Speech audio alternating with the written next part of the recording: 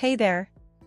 I'm Clara, and I've been on a roller coaster that I used to call my marriage for the near 2 decades. I know numbers, that's my game, I'm an economist.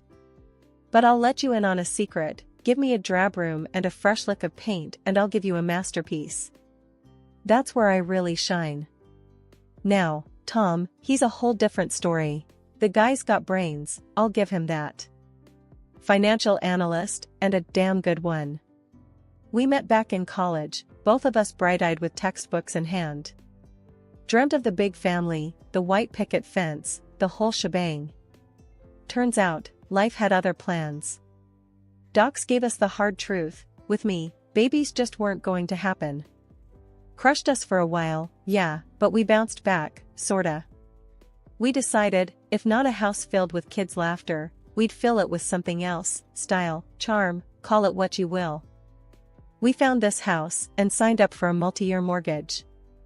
A beast of a place, years upon years on its bones, creaking like an old ship. Most would have walked away, but not us, we saw what it could be. I remember walking through the door the first time, the smell of dust and forgotten times in the air. Tom was right alongside me, and he was talking big plans, like he did. You see this, Clara? This place is ours. A bit of elbow grease, and we'll make it into something. I laughed, shaking my head at his excitement. Elbow grease? Tom, this place will take more than that. But we'll do it. Room by room. The first couple of years were rough. Juggling jobs and paintbrushes, learning how to fix a pipe without flooding the kitchen. But every evening, we sat amid the chaos of renovation, beers in hand, and it felt like we were invincible. One night, in the middle of an argument about what color the living room should be, he wanted blue, I wanted green, he threw his hands up and cussed. Damn it, Clara, pick whichever. It's just a color. I shot back, just a color? Tom, this is important. It sets the whole mood of the house. I was half mad, half laughing, because who gets into a tiff over paint? The green one, by the way. He said it made my eyes look brighter, and that was that. Every choice, every little victory was ours. Then the house started taking shape, and I got a taste for it, I mean, really got a taste for it. The neighbors, friends, they couldn't stop yapping about how I turned the old wreck into something out of a magazine. Each room was a new project, a challenge that I chewed on until it was just right. The transformation wasn't just the house, it was me too. Here I was, sleeves rolled up, covered in paint splatters, fiercer than I ever felt pushing papers at my old economics gig. Holy mackerel, Clara, did you redo the bathroom again? Tom asked one evening, eyebrows raised higher than the new shower head. Yep, didn't like the first tiles we picked. These are better, see? I slapped the wall, proud as hell. He leaned in, squinting at the tiles. Looks the same to me, but if it makes you happy, then I'm all for it. Typical Tom, always played it cool, but I knew he was impressed. When the Lewis family from next door came over for dinner, Mrs. Lewis almost dropped her casserole walking into the dining room. I had to stifle a laugh. I'm sorry, Clara, but this is just... It's gorgeous. You did this? She was all wide-eyed, turning in circles, taking it all in. I shrugged, trying to act like it was no big deal, but inside I was buzzing. Yeah, I did. Got sick of the wallpaper and thought I'd try something new. New? This is a dang masterpiece. Mr. Lewis chimed in, his face all grins. That's it, I'm done with beige. Mrs. Lewis declared, like she was about to start a revolution. The compliments were one thing, but the kicker? When people started asking if I'd take a look at their places, offer some advice. Then one lady, bless her, asked what I'd charge for a full room makeover. That's when the light bulb went off. Tom, I'm going to do it. I'm going to make a go at this design thing full-time, I said that night, my head full of dreams and schemes. Tom looked up from his paper. Full-time, huh? You sure you're ready for that? I clenched my jaw but kept my cool. I've never been more sure of anything. Well, then you better get to it. No sense in waiting around, he said, and went back to his reading. Not exactly a parade in my honor, but Tom was never one for big displays. He didn't say much while I set up shop, turned the spare bedroom into my office. He'd pass by the door, give a little nod if he caught my eye. Transformed the tangled mess of our yard into a garden people stopped to admire. I'd see him out there, leaning on the fence talking with passers-by about the flowers and the shrubs like he knew what he was talking about. One afternoon he came back inside, shaking his head. "Some guy out there just offered me $50 to talk to his wife about doing up their yard. Can you believe that?" I grinned, leaning back in my chair. We're a hot commodity, what can I say? With every chair I reupholstered and every light fixture I swapped out, my confidence surged. It was real work, getting your hands dirty, making things beautiful. And people paid for it, who would have thought? The hardest part was the learning curve, hanging drywall and not have it look like a dog's breakfast or figuring out plumbing without creating an indoor pool. But it was a good hard, you know? Satisfying. I finally felt like I was in the driver's seat of my own life, taking control and steering myself towards something that was mine and mine alone. Our house, with its fresh coat of me on every wall, every floorboard, it wasn't just a bunch of projects anymore. It was a signpost, pointing me to where I needed to go. Things were getting busier by the day, my phone was constantly buzzing with new clients, and my schedule was a jigsaw puzzle I was somehow supposed to piece together. Tom had been supportive of my work, but something had shifted lately. As my plate piled up, his seemed to empty, chores and all. "Mornin'," I greeted Tom, as I trudged into the kitchen, stepping over a pile of his work shirts. He grunted back, eyes glued to his laptop. At least he used to help with breakfast. "The basket's overflowing, Tom. Your turn, yeah?" I hinted, nudging the basket with my foot so it spilled onto the floor, hoping he'd take the hint. He sighed, not looking up. "Why? You're home all day." I stopped in my tracks. "Say what now?" "Look, you're always here," Tom continued, a little more carefully now, like he sensed the storm brewing. "Makes sense for you to handle the house stuff." "Handle the house stuff?" I repeated, my voice edged with disbelief. "I'm running a business, not sitting around here twiddling my thumbs." Tom's gaze finally broke from his screen. "Yeah, but I have to get to the office." I was about to argue, but the phone rang. Saved by the bell, or cursed, given it was another job to add to the pile. As the days rolled on, the pattern held. Tom's leave-behinds, coffee cups in the living room, newspapers scattered on the dining table, and those darn socks everywhere. You'd think he was trying to mark his territory. "Come on, Tom, this isn't the you I know," I said one Saturday morning, dishes clanking as I loaded the dishwasher with last night's remnants. "You used to care about this stuff." We were like two ships in the night, and I ain't talking about the romantic kind. He was off first thing, back when I was hip-deep in swatches and samples, and by the time he rolled back in, I was dead to the world on the couch, tablet still in hand. "Listen, Tom, we can't go on like this," I said one evening, dishes done, with enough energy left over to tackle what was really bothering me. "We're supposed to be a team." He looked like a teenager caught out past curfew. "Look, Clara, I just don't see the problem." I laughed, but it wasn't the happy kind. "You don't see? Okay. How about we start with you acting like this place is a hotel and I'm the service?" He opened his mouth, then shut it, like the right words had taken a detour. "I'm not asking for much. Just do your share. Act like you live here. Because, spoiler alert, you do." Tom ran a hand through his hair, looking like he wished he could disappear into the couch cushions. "Fine, I'll pick up the slack." "And?" I pressed. "And I'll start by sorting the laundry." "Now we're talking."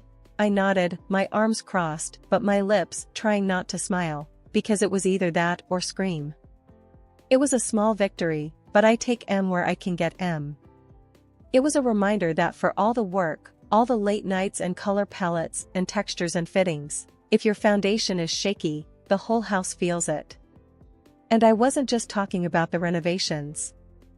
I started noticing Tom was glued to his phone more these days. Eyes almost stuck to the screen. And then there was that haircut, the kind young folks are wearing, shaved on the sides and longer on top. When I asked him about it, he just shrugged it off, saying something about wanting a change. To me, it screamed midlife crisis loud and clear. It was finally the day we'd been plowing towards for what felt like forever. The mortgage was paid off. That was supposed to be our light at the end of the tunnel, our big reason to celebrate. So, on my way back from work, I dropped by the liquor store and picked up a bottle of the good stuff, the type that would make your wallet weep. I also got fancy cheeses, the sort with names too difficult to pronounce, and those artisan crackers that Tom liked. I was all set to surprise him. Walking into the house, everything was too quiet. Usually, Tom would be home by now, dinner on the go or some music playing. Not today. The place was dead silent. I called out for him, my voice disappearing into the silence. "Tom, you here?" "Nothing." I wasn't too worried at first. He could have stepped out for something, I thought. Maybe he went to get flowers, to add to the celebration, I hoped. I made my way to the living room and started getting the place ready for when he'd return. It was going to be a good night. We'd earned it. The expensive red would breathe a little, I'd get the snacks looking nice on plates, and we'd cheers to no more damn bank payments. But then I saw them, papers neatly stacked on the coffee table. Not thinking much of it, I reached over and that's when my heart took the first hit. Divorce papers with Tom's name already scribbled at the bottom in his unmistakable handwriting. For a good few minutes, all I could do was stand there. It felt like one of those prank shows where the joke's gone too far. But this was no joke. The realization sank its claws into me, and I could feel my hands shaking, my face hot. Damn it, Tom, what the hell is this? But I was talking to an empty house. I chucked the bottle of wine onto the couch, who cares if it stains, and sat down hard at the coffee table. This wasn't something you slip into conversation, this was a bang, it's over, out of nowhere slap in the face. I tried calling him. It just rang and rang before his voicemail casually invited me to leave a message. So I sat there for hours, waiting for him to walk through the door. I kept picking up my phone, checking if there were any missed calls, any texts. Nothing. It was like he'd vanished into thin air.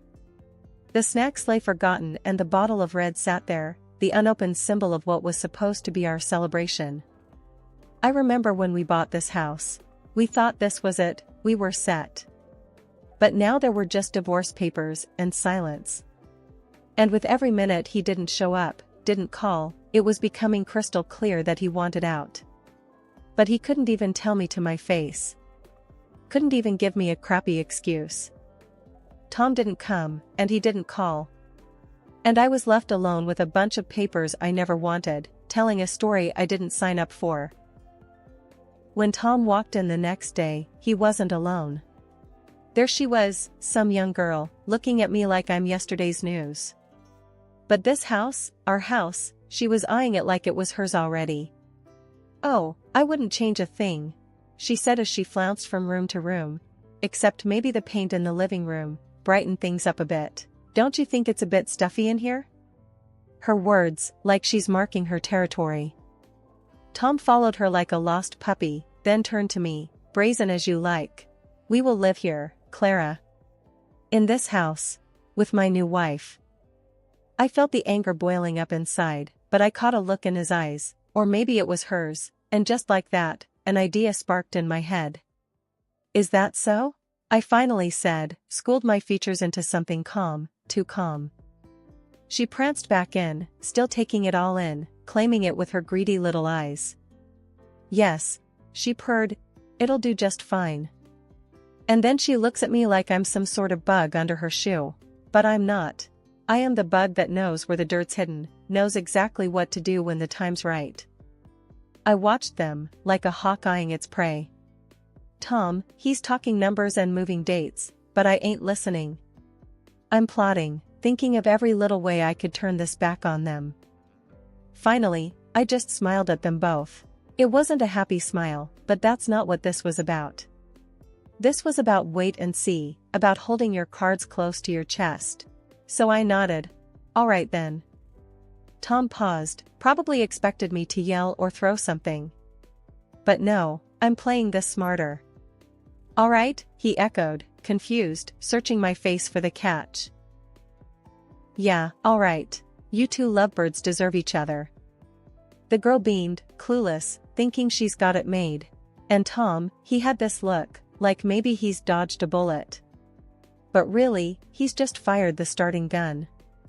I turned away to hide the grin spreading across my face. They think they've won, got it all figured out. But little do they know, I've got plans of my own. The game's just begun, and I'm about to make my move. I sat across from Tom at the kitchen table, a bunch of papers spread out between us. Let's make this quick, I said, tapping my fingers on the tabletop.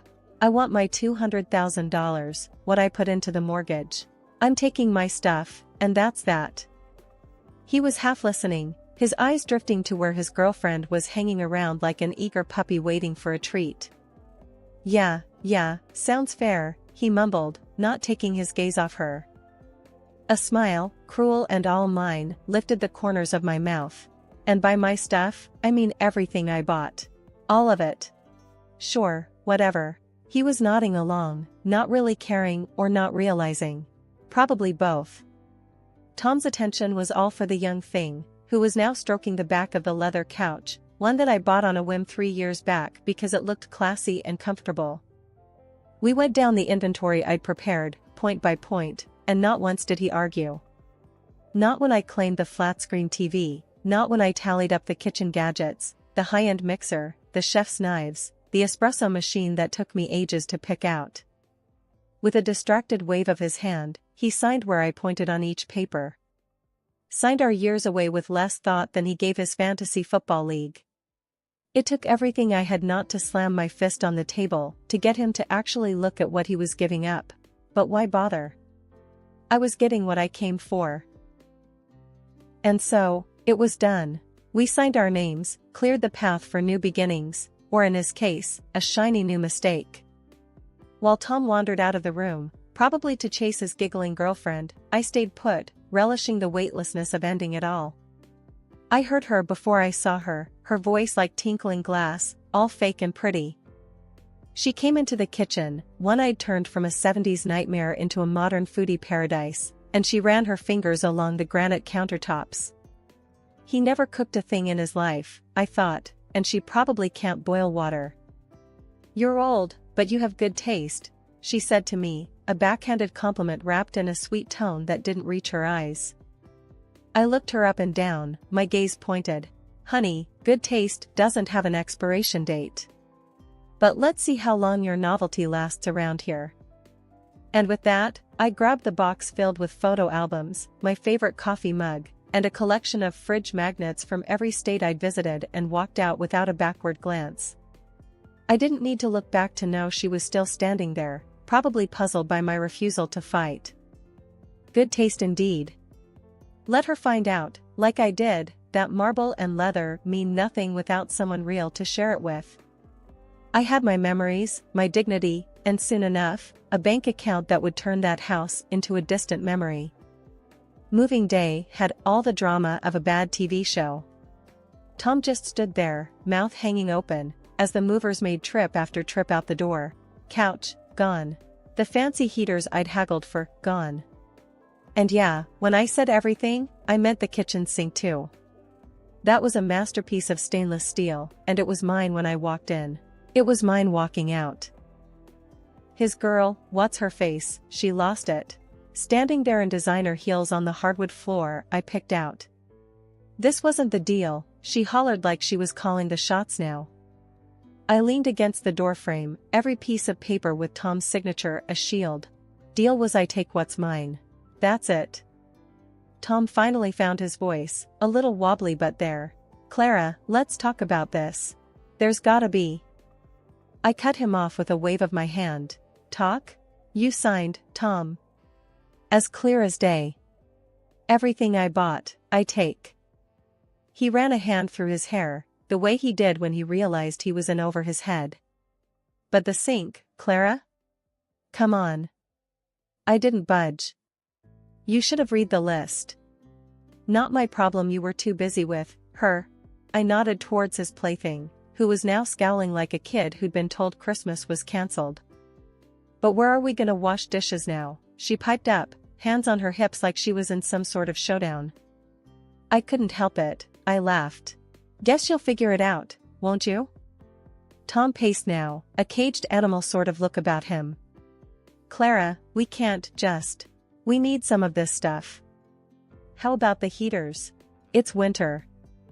I glanced at the wall where the heater used to be. Close work. Or hey, maybe you two can snuggle up for warmth. Clara. His voice cracked. Typical. Always loud when he was losing. We had an agreement, Tom. You agreed to 200 grand and for me to take my things. Well, I'm taking my things. That's fairness. That's getting what I'm owed. He went quiet, that defeated slump setting into his shoulders.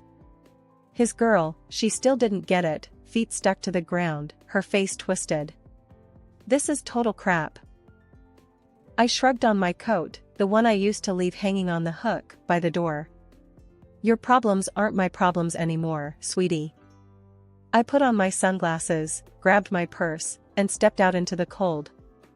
The movers had the last few boxes ready to go, and I gave them the nod. Time to move on. Behind me, the door to the house stood open, letting out all the warmth. A pretty good metaphor, maybe, but I wasn't in the mood for poetry. I was in the mood for starting fresh. As I pulled away, I left them standing in an empty house that was once full of everything but love. Love they'd have to find on their own, without the comforts I'd brought into their lives. A month had flown by since the split, my new life slowly taking shape, when my phone buzzed with a number I knew too well. My ex, sounding all choked and lost, was on the line. I can't do this anymore, he groaned. I'm cooking, cleaning, it's all me, all day long. He told me how his young wife did squat, just flicked her thumbs on her phone screen or waltzed out with her pals. He was learning the hard way, juggling pots and pans, scrubbing toilets, and handling laundry. Please, can we try again? I made a mistake, he was practically begging, that note in his voice, like he'd never known a day's work in his life. I held the phone, a smile cracking across my face. You've got some nerve, I chuckled into the receiver. But you made your bed, now lie in it. Hanging up felt like dropping the heaviest bag I'd been carrying without knowing. Released from that old deadweight, I threw myself into my latest project, my very own house. Yeah, you heard that right, my house, not ours, not his, but my very own.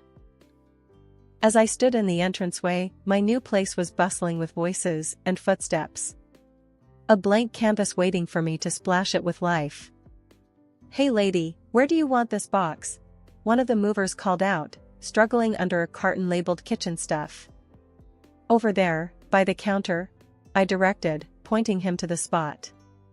The advance guard of my new abode was just me and a crew who didn't care about the past, just where to lug the next heavy thing. They'd drop a box, wipe their brows and ask where the next goes. A dance of starting anew. That night, with the boxes still piled high, it hit me, this wasn't just a new page, it was a whole other book. And I was going to fill it with wonders and blunders, scribbles, and scenes that made sense only to me. It's funny, how you think you need someone to make a house a home. But all you really need is to surround yourself with things that make you, well, you. Starting over? Yeah, let's paint this town with my kind of life.